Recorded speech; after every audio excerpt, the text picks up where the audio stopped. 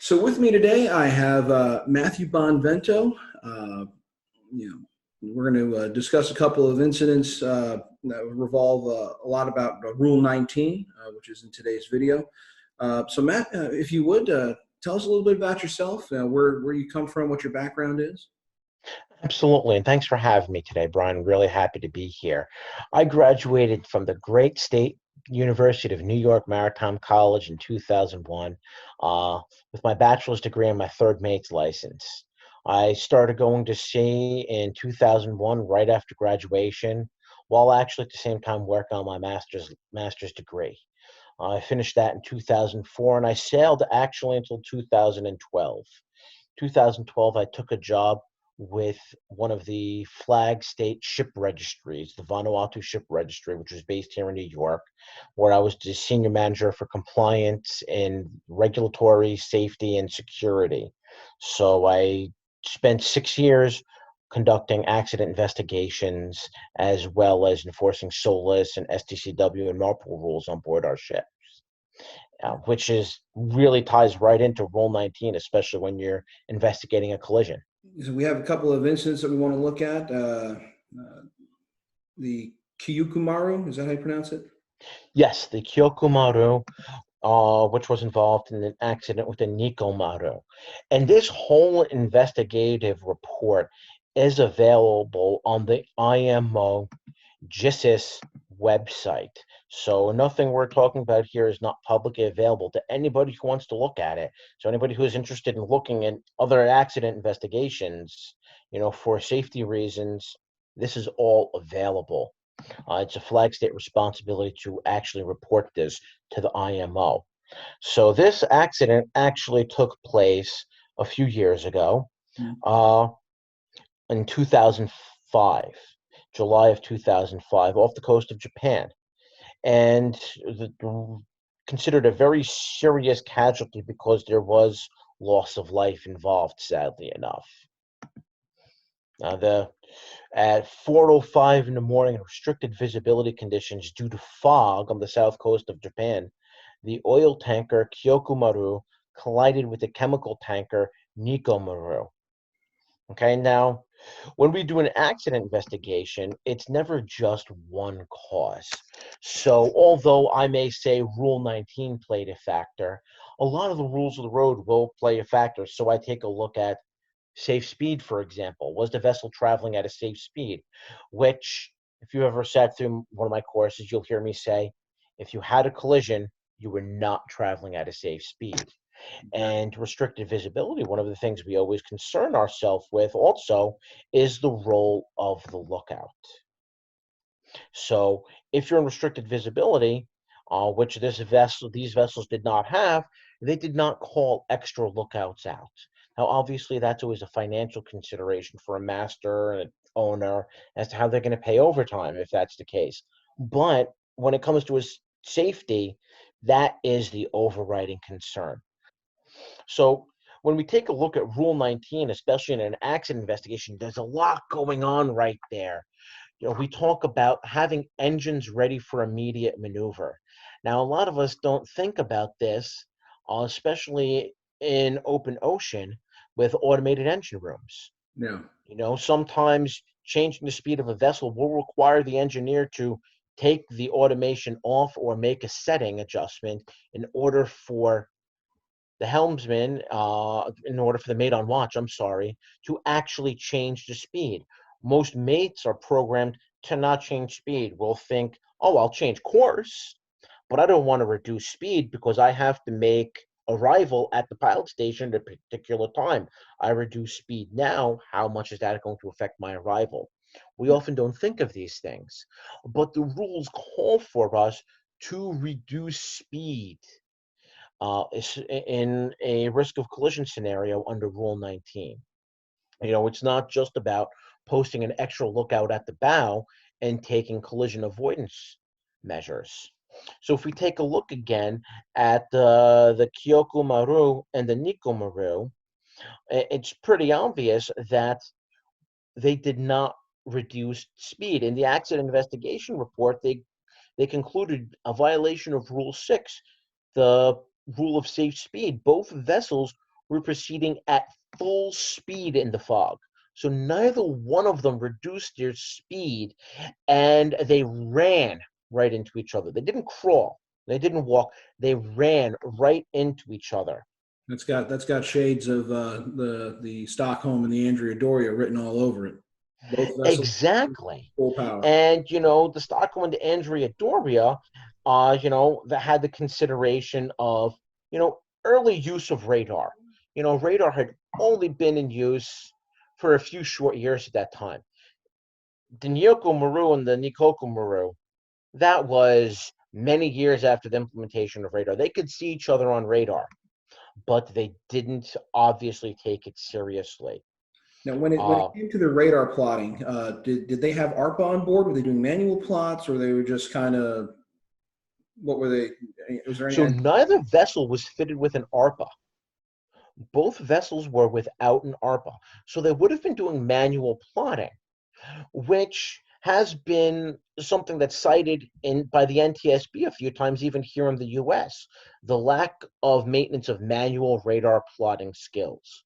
So two vessels operating without ARPA created a dangerous situation when neither one of them reduced speed. Also mentioned in the investigation report is a violation of Rule 5, the rule for lookout. Uh, the investigating authority, which was Japan, determined that neither vessel had enough of a lookout on the bridge at that time. Interesting. So not only did they not have enough men posted and maybe up on the bow or on the stern with a handheld radio or access to a sound powered phone, depending on how the vessel's equipped, Yeah, they didn't have enough people in the wheelhouse in the bridge. exactly. And as you and I both know, and your viewers know, having an extra set of eyes and ears in reduced visibility is of the utmost importance. Every safety management system that a vessel has, or towing safety management system, is almost immediately at the beginning discussing the safety of the vessel as the priority. So, as often has been cited in a lot of investigation reports, the lack of a lookout, was it a financial decision? Almost always is, but that should not trump the safety of the vessel. A lookout should have been called up. You have anybody who you can call. You have the off-duty ABs, you have the off-duty mates. You call the master if you're in doubt as to what's going on. That should always be when you're entering an area of restricted visibility, or as Rule 19 says, operating near an area of restricted visibility. You should be operating under the assumption that no one can see you. Right. And if I'm operating under those conditions, I would be calling the master first thing. Yeah, exactly. And on the inland side, you're starting to see more best practices. Again, we're in a confined canal for the most part, unless you're running out in an open bay. And so my current employer has a policy that at 1/2 nautical mile visibility, we start looking for a place to push the bank. We Yeah. will. So on the inland side, we don't intentionally ground, but we do lay up on the bank and wait. Pull it off every so often. To make sure you aren't subjected to tidal forces and changes. But yeah, we stop because we're dealing with close quarters the entire time. We're essentially in pilotage mode from the minute we get on to the minute we get off. Yes. We're constantly maneuvering, constantly, doing every little thing.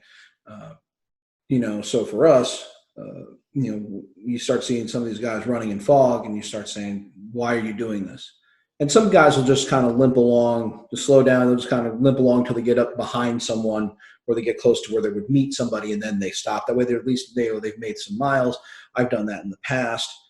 However, again, as companies are becoming better aware and more proactive in preventing incidents, mandating when you stop, setting those boundaries, and saying, okay, this is what you're going to do in these situations.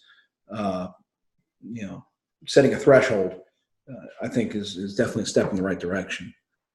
Absolutely. And even on the inland side, there are examples of misinterpretation of radar where tugs and tows have hit railroad bridges So the other incident that we're going to look at was the Lady Azizi and the Gok Bell. Yes. I believe you had a video on that. Yes, yes. So they're coming out of the port of Ravenna in Italy. So the Gok Bell, as you can tell, is inbound towards the port of Ravenna. Yes. And the Lady Aziza is just now lining up to come out of the jetties. They have a jetty system here. I've got a nice overview shot I'll show here in a minute. And you see they have traffic separation lanes as you're entering the port. And the Gok Bell, for whatever reason, winds up in the south lane, the outbound lane. And here we are. And as you can see, this basically winds up being a recipe for disaster. Yes. The Gok Bell alters her course to port. The Lady Aziza alters her course to starboard, which is in compliance with the rules. If your vessel is ahead, then you alters to starboard. And then we wind up with that. Now, on top of that, the MSC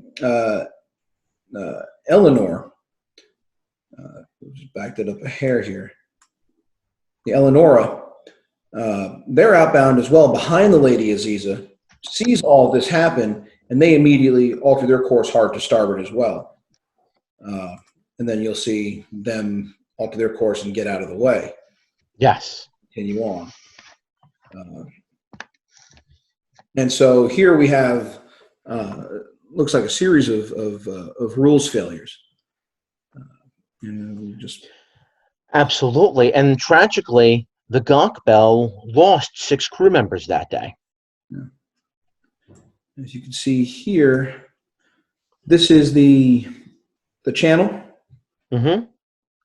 And you see the jetties they have coming out to protect the entrance to the port. Yes. And then the channel itself, the traffic separation schemes are further outbound there.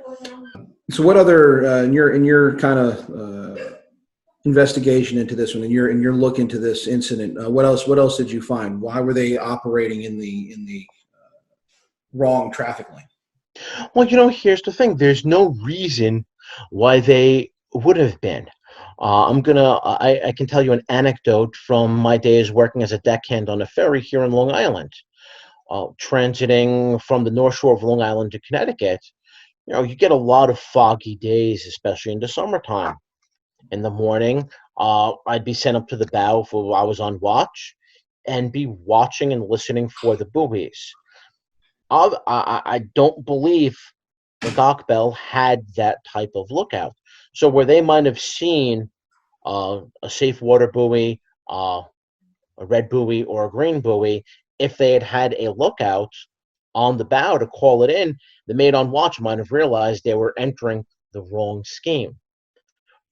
But no one was looking out. No one was watching for the buoy or even listening for the buoys on the bow. So by the time the bridge wing would have even passed the buoy, it would have been too late. They would have already been in the south, on the southern end of the scheme. And this whole tragedy could have been avoided had the Gok Bell been monitoring their position closely, A, while approaching a port, as they should have been, but B, especially in restricted visibility. So Matthew, thank you for coming on. We hope to have you on the show later on as we get further into the rules, and when we do complete the rules series, we'll be pulling various incidents and kind of putting everything together. Where all the rules, we'll pull incidents and say, okay, this is the breakdown. This is where they failed to comply with the rules, not just a zeroed in focus on, say, Rule 19 or Rule 13 and whatnot, like I have been doing as we've been going. Absolutely, Brian. I'd love to come back for that. Awesome. All right. Well, Matthew, thank you. Take care. And be safe out there. You too.